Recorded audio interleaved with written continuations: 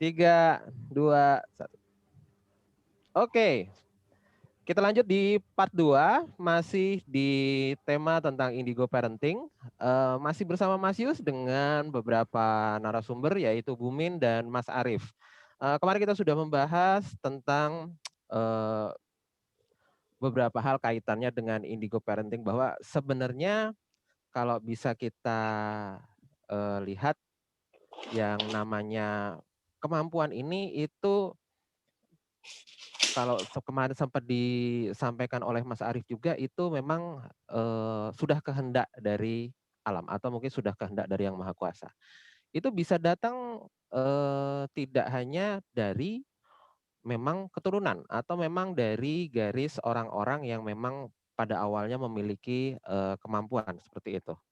Tapi juga bisa jadi orang-orang dengan garis keturunan biasa juga tiba-tiba bisa mendapatkan keturunan atau anak yang bisa dikatakan memiliki kemampuan juga. Karena kalau misalnya alam sudah berkehendak, Tuhan sudah berkehendak, itu pasti dia akan menemukan jalannya. Walaupun secara persentase itu pasti akan lebih tinggi jika memang secara kasus, secara persentase memang lebih banyak muncul anak-anak yang berkemampuan ini dari orang-orang yang memang mempunyai garis keturunan yang juga punya kemampuan kayak gitu. Nah, kemudian saya juga mungkin punya pendapat bahwa sebenarnya yang namanya anak dengan kemampuan seperti ini mungkin nanti seiring berjalannya waktu penentuan adalah pada saat dia akil balik. Untuk masa sekarang ini biasanya di usia-usia umur 12 atau 13 tahun kayak gitu. Di mana bisa jadi ketika dia sudah menginjak umur 13 tahun atau seterusnya begitu. Kemampuan itu kemudian lama-lama akan menghilang. Kemampuan itu lama-lama akan memudar. Yang istimewa adalah ketika mungkin umur 14 tahun ke atas ternyata kemampuan itu masih ada kayak gitu. Nah, saya mau bertanya dulu ke Mas Arief nih. Mas Arief, aku Ya, sebenarnya juga bukan tipe orang yang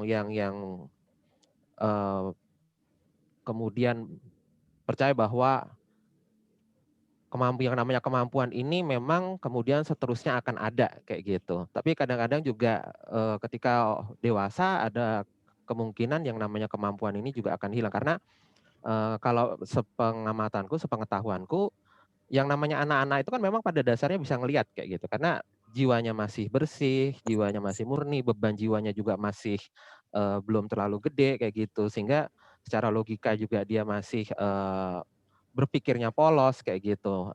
Nanti lama-kelamaan juga pada rentang waktu umur tertentu kemampuan itu akan hilang. Nah, kalau menurut Mas Arief, apakah memang kemampuan ini bakal seterusnya ada atau memang dia akan hilang dengan sendirinya? Kalau menurut Mas Arief gimana? oke Mas. Kalau menurut aku sih, yang aku tahu nih ya, orang-orang yang memiliki gifted itu pada dasarnya kemampuan itu masih ada. Cuman ada yang aktif, ada yang sudah aktif, sudah terasa, ada juga yang lama-lama tuh tumpul dan akhirnya seperti menghilang. Oke.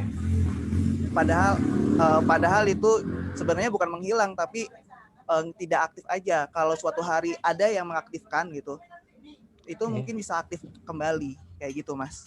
Oke. Nah, ini semakin menarik nih.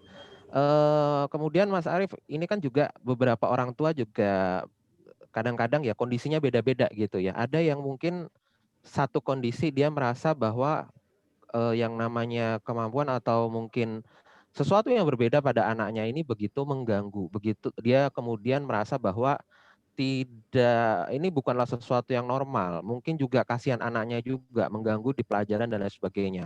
Kalau menurut sudut pandang Mas Arief, apakah memang kemampuan ini sebaiknya dihilangkan atau memang bisa dihilangkan kayak gitu? Menurut Mas Arief gimana? Menurut aku sih untuk agar tidak mengganggu tumbuh kembang si anak gitu, takutnya kan kalau misalnya si anak ini masih kita biarkan kemampuan ini muncul, takutnya mengganggu dia, takutnya mengganggu kehidupannya dia. Alangkah sebaiknya si kekuatannya ini kita tipiskan ya. Jadi kita kita tidak kita tekan gitu, kita tekan supaya nggak terlalu aktif gitu, energinya tuh slow gitu, energinya tuh lembut, jadi nggak bener-bener nggak ketara sama makhluk-makhluk kalau misalnya si anak ini punya kayak gitu. Oke. Bisa kasih tips nggak, atau mungkin banyak yang penasaran juga, kalau menurut Mas Arif caranya seperti apa supaya mungkin kemampuan ini jadi tidak mengganggu, kemudian menjadi vibrasinya menjadi agak sedikit bisa ditekan kayak gitu. Ada cara-cara khusus nggak kayak gitu? Kemarin sih kebetulan ada kasus ya, ada kasus dari salah satu member Starseed, dia punya anak yang juga aktif juga gitu. Dan dikasih saran supaya digosok-gosokkan atau dimandikan pakai air daun sirih merah. Itu ada hitungannya gitu, yang ada hitungannya. Kalau misalnya mau dihitung-hitung tuh bukan keahlian saya, ada mentor, ada salah satu mentor Starseed gitu yang bisa, itu Kanjeng Nindi. Itu bisa ditanya sama Kanjeng Nindi. Oke, karena mungkin ini lebih ke psikologinya aja sih kayak gitu ya. Oke, mungkin gitu. Tapi ini paling nggak sangat membantu juga buat beberapa orang tua yang mungkin juga mengalami permasalahan yang sama. Kalau dari sudut pandang Mas Arif, memang ada salah satu cara, yaitu mungkin bisa digosok atau mungkin bisa menggunakan metode atau media daun sirih merah ya, itu juga ada pengaruhnya kayak gitu. Mungkin seperti juga halnya kalau bisa menggunakan daun kelor, itu juga sebenarnya bisa kayak gitu. Nah, ya, aku mau beralih dulu ke Bumin sebenarnya, ke Bumin. Bumin, aku mau tanya sedikit Bumin tentang yang mungkin pernah Bumin alami. Pernah nggak pada satu titik mungkin ngerasa bahwa kemampuan gendis ini agak mengganggu, sehingga gendisnya kayak agak kasihan gitu, terbebani kayak gitu. Sehingga kemudian ada keinginan untuk menghilangkan. Kalau dari Bumin sendiri gimana, Bu? Kalau misalnya dalam kondisi ada mungkin keinginan untuk menghilangkan seperti itu?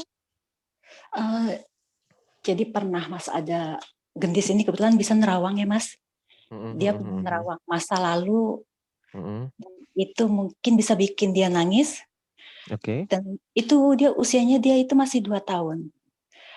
Di situ saya nggak tega, karena dalam hati saya, ini anak masih kecil, kenapa harus melihat hal-hal yang negatif gitu. Ya, sebenarnya gendis itu dari usia 3 bulan sampai 3 tahun itu sering diruqyah syar'i Mas. Tapi yang saya perhatiin, bukannya makin hilang, tapi ini anak kok semakin kuat. Kemampuannya itu setiap tahun bertambah. Pas umur setahun sama kakeknya itu pernah dibawa ke Pak Haji di Cikarang. Waktu itu gendis posisinya saya gendong.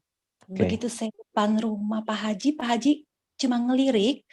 Pak Haji bilang, ini anak beda.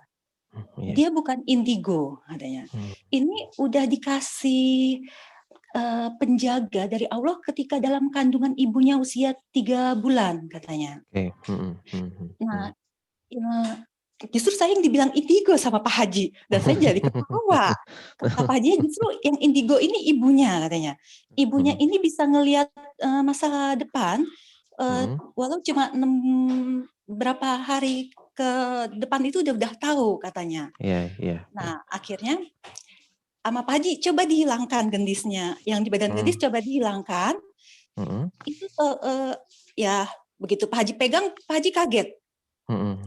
Pak Haji kaget, megang gendis, kata Pak Haji, ini anak luar biasa Bu. Ini anak cerdas banget katanya. Ini anak cerdas, daya tangkapnya ini beda dengan anak-anak seusianya.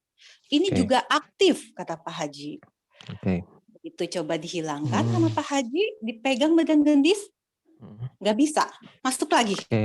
Dipegang masuk lagi. Akhirnya sama Pak Haji ingin membatasi yang di badan gendis, jangan terlalu nguasain gendis.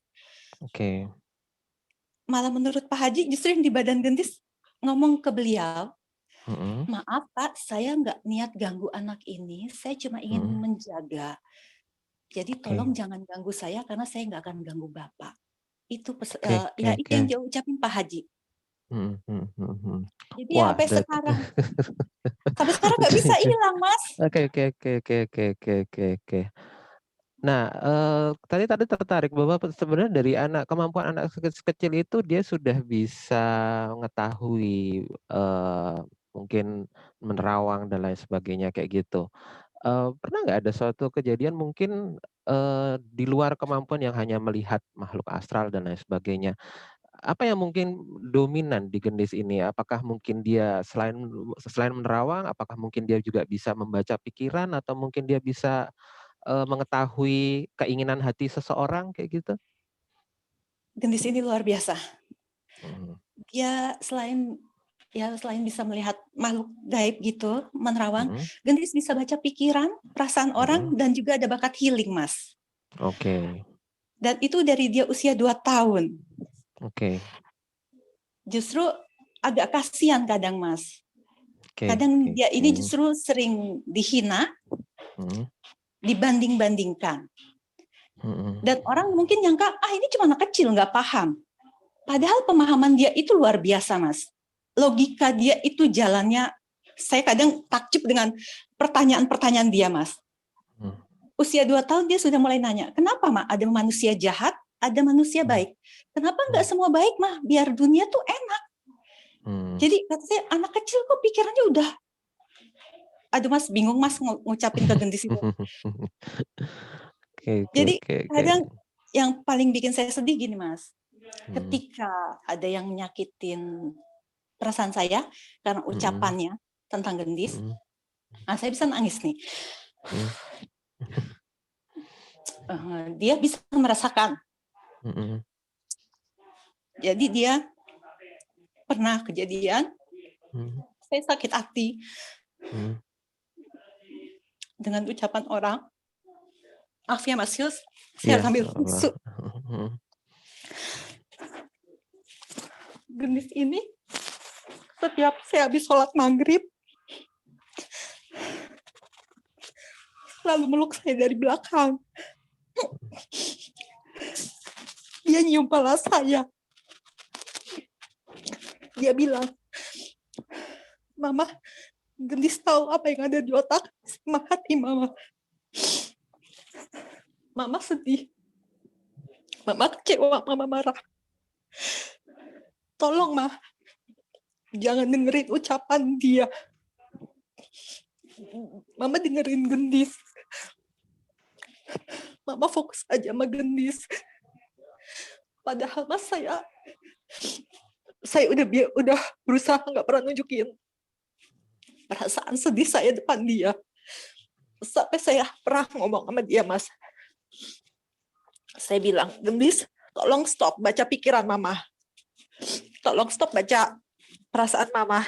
Karena ada beberapa hal yang harus Mama simpan sendiri. Gendis masih kecil, nggak usah tahu. Tapi ya itu, Mas. Dia akan bilang, nggak bisa, Mah. Gendis tahu apa yang ada di otak sama hati Mama. Kadang saya nggak tega itu aja, Mas. Kasian.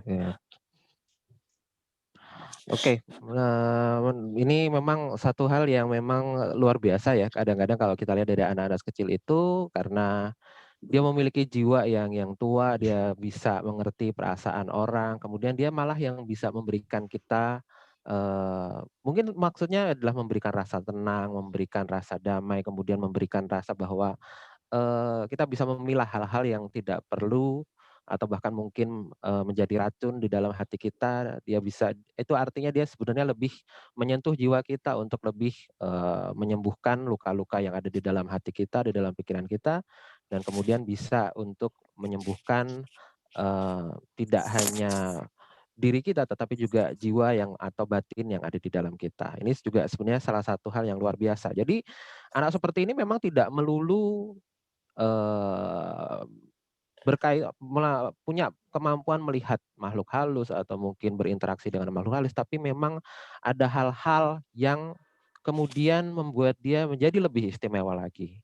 Dia bisa memberikan bisa bermanfaat bagi orang lain, bisa menyembuhkan batin orang lain, mungkin juga bisa dengan kata-katanya, dengan kepolosannya, dia memberikan kedamaian bagi orang lain, itu juga bisa. Jadi kalau dari sudut pandang saya bahwa justru hal seperti ini sebaiknya tidak atau jangan sampai dihilangkan kayak gitu. Oke, saya mau beralih ke Mas Arief sebenarnya. Kalau menurut sudut pandang Mas Arief, kemampuan gendis yang dia bisa membaca pikiran, kemudian dia juga memahami perasaan hati seseorang, itu sebenarnya, bagaimana sih? Apa yang sebenarnya yang terjadi pada dia sehingga dia bisa memiliki kemampuan untuk, mengerti hasrat hati dan keinginan orang atau pikiran orang? Kalau menurut Mas Arief bagaimana Mas Arief? Kalau menurut saya memang kan kemampuan anak-anak kita tuh ada yang bisa itu bisa membaca pikiran, bisa melihat masa depan, bisa telepati bahkan atau enggak bisa telekinesis, bisa menyentuh. Itu bakat alami yang dia bawa setelah dia terlahir kembali gitu. Jadi emang sudah, kalau misalnya bisa dibilang dari DNA-nya sendiri pun sudah ada memorinya gitu. Oke. Jadi itu sudah bakat bawaan. Oke. Jadi memang bawaan dari sana ya, dan itu sangat sangat luar biasa.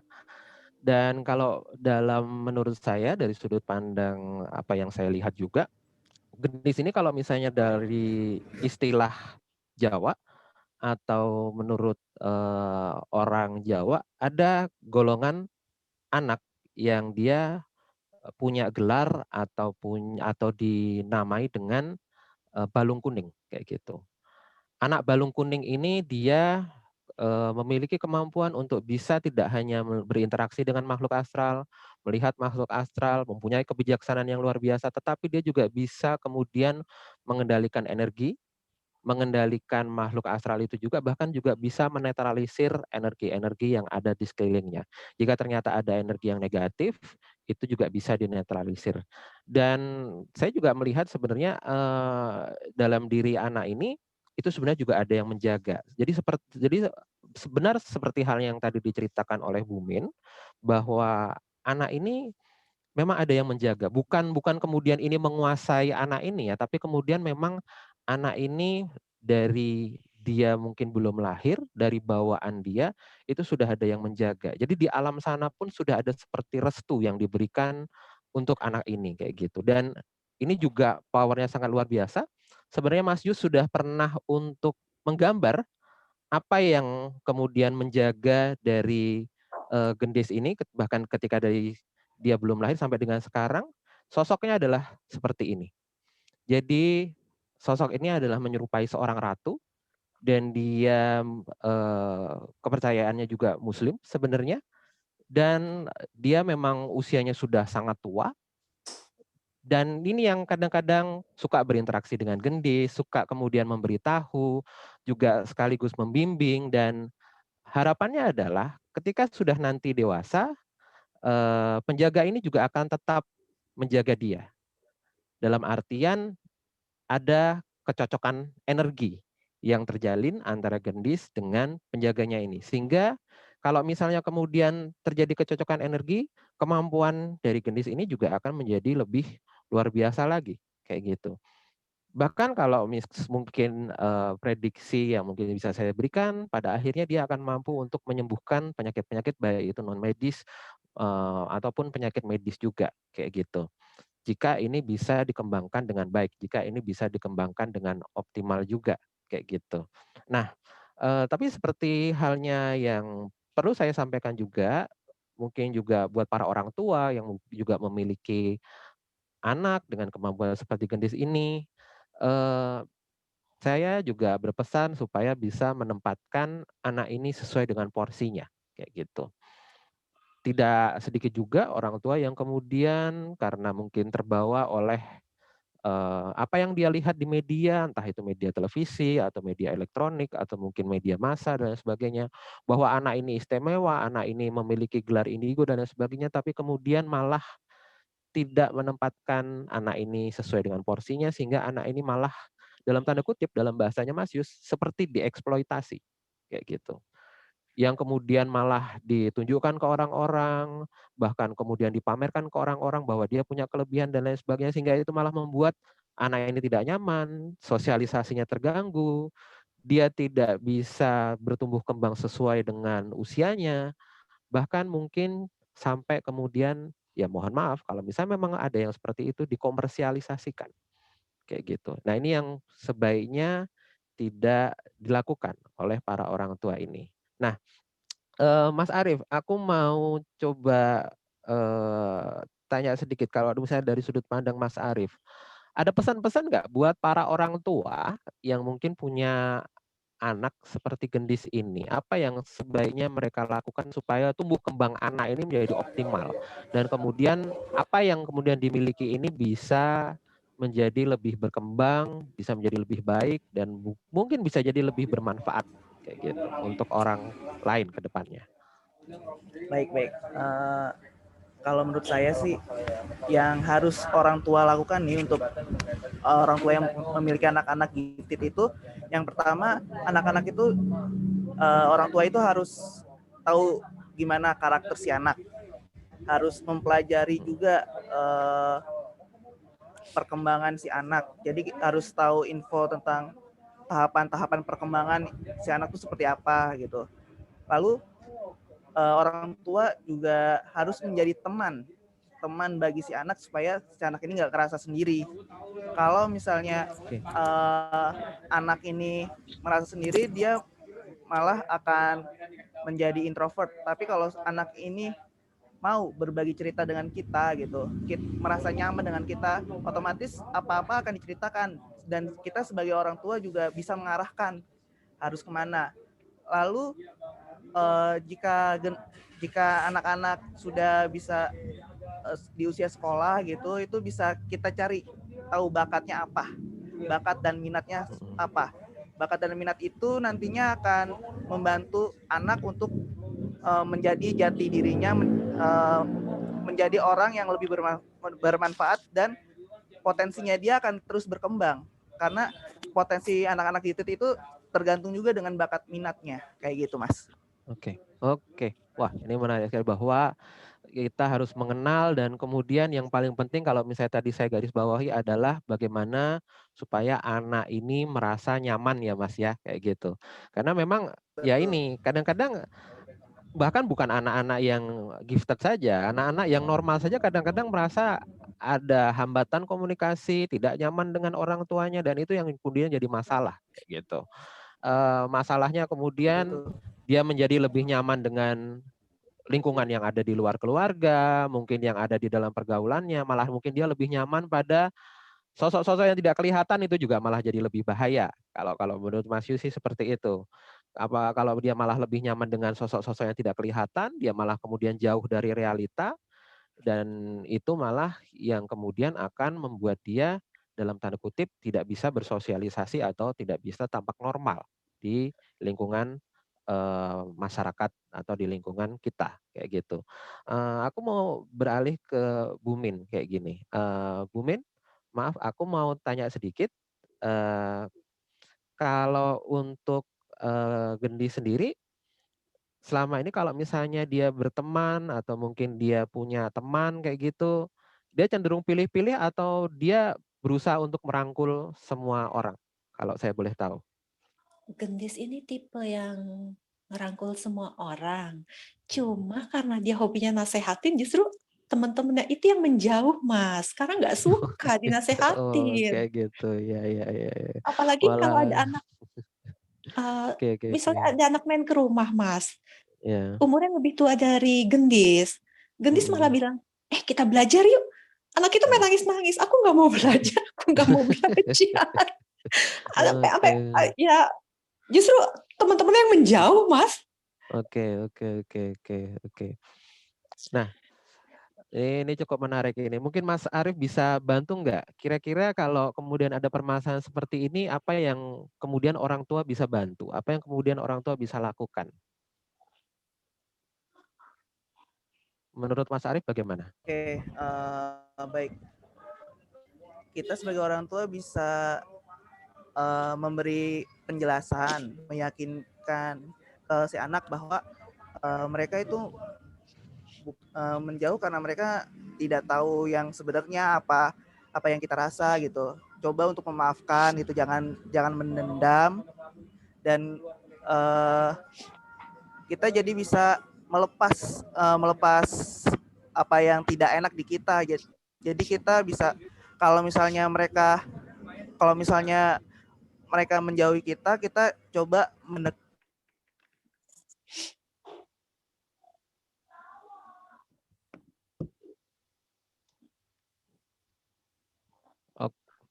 Oke, gimana?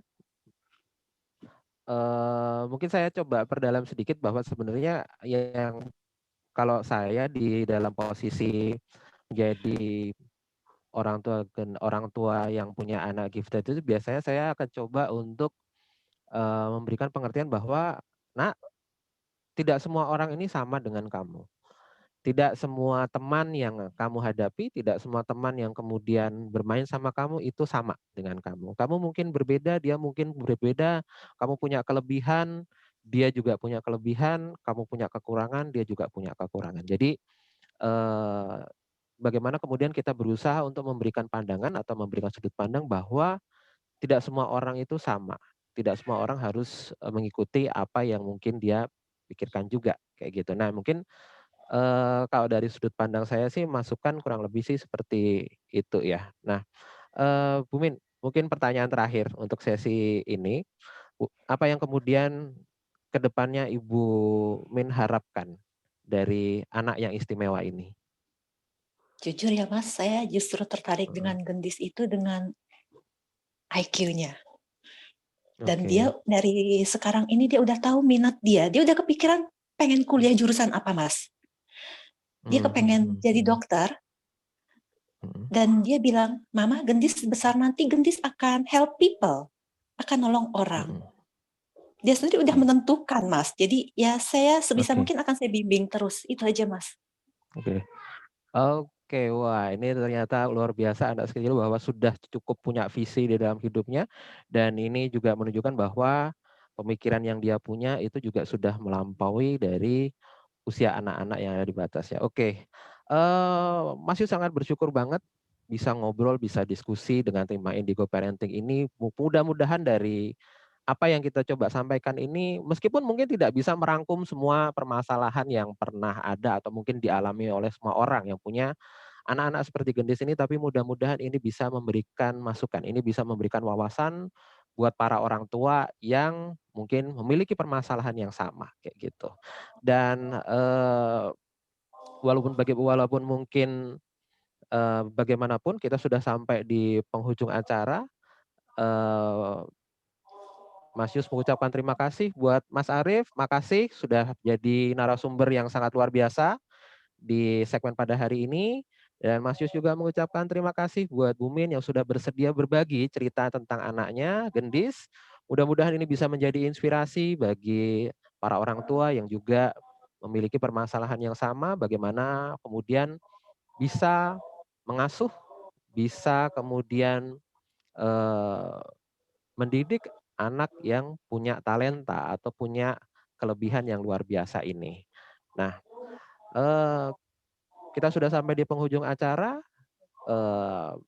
Mas Yus tutup untuk segmen dari Mata Indigo Siaran bersama dengan Bu Min dan bersama dengan Mas Arief. Pada sore hari ini kita akan nanti jumpa lagi di segmen-segmen yang lain dengan tema-tema yang juga lebih menarik, lebih luar biasa. Jangan lupa teman-teman subscribe dan bunyikan tanda lonceng sehingga teman-teman tidak ketinggalan konten-konten yang lebih bermanfaat, tema-tema yang lebih luar biasa dengan narasumber-narasumber yang juga lebih fresh dan dengan cerita-cerita yang lebih baru lagi. Mas Yus tutup untuk segmen di Hari Mata Indigo Siaran dengan tema Indigo Parenting pada sore hari ini. Terima kasih Bu Min Terima kasih kesediaannya banyak Mas pada hari ini. Yus. Kemudian Mas Arief, terima kasih sudah jadi narasumber. Kayaknya hilang ya. Oke, terima kasih. Telat suaranya. Oke Mas Arief. Terima kasih sudah jadi narasumber yang sangat luar biasa juga. Mas Yus tutup untuk segmen pada hari ini. Kita jumpa lagi di lain kesempatan di tema-tema yang lain. Mas Yus tutup. Assalamualaikum warahmatullahi wabarakatuh. Bye-bye. Bye.